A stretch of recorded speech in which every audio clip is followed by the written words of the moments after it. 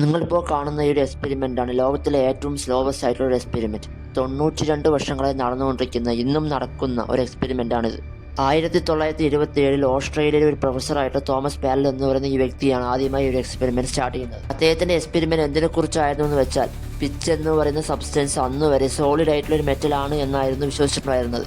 എന്നാൽ അത് ലിക്വിഡ് ആണ് എന്ന് തെളിയിക്കാനായിരുന്നു ഈ ഒരു എക്സ്പെരിമെൻറ്റ് നടത്തിയിട്ടുണ്ടായിരുന്നത്. നിങ്ങൾ പിച്ച് എന്ന് പറയുന്ന ഈ ഒരു സബ്സ്റ്റൻസിനെ ചുറ്റിനും കൊണ്ട് തല്ലുകയാണെങ്കിൽ കണ്ണാടി പൊട്ടുന്ന പോലെ പൊട്ടുകയാണ് ചെയ്യുക.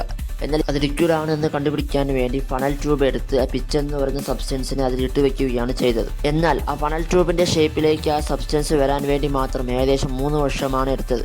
1930 ശരിക്കും എക്സ്പെരിമെൻറ്റ് സ്റ്റാർട്ട് ആവുന്നത്.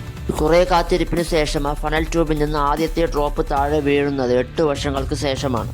രണ്ടാമത്തെ ഡ്രോപ്പ് വീഴുന്നത് 9 വർഷങ്ങൾക്ക് ശേഷവും. മൂന്നാമത്തെ ഡ്രോപ്പ് വീഴുമ്പോഴേക്കും ആ പ്രൊഫസർ തന്നെ മരിച്ചിട്ടുണ്ടായിരുന്നു. ആ പ്രൊഫസർ മരിച്ചിട്ടുണ്ടെങ്കിലും ഇപ്പോഴും ആ എക്സ്പെരിമെൻറ്റ് കണ്ടിന്യൂ ചെയ്യുന്നുണ്ട്. ഇതുവരെ ആ ഒരു ഫണൽ ട്യൂബിൽ നിന്ന് താഴെ വീണത് വെറും 9 ഡ്രോപ്പുകൾ മാത്രമാണ്.